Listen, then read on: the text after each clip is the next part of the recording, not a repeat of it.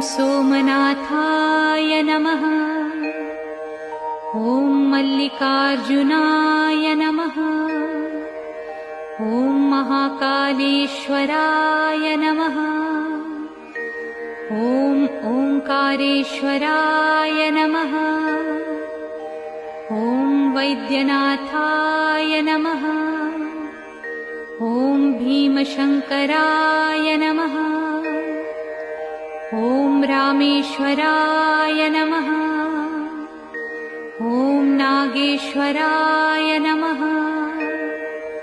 ॐ विश्वेश्वराय नमः। ॐ त्र्यंबकेश्वराय नमः। ॐ केदारेश्वराय नमः।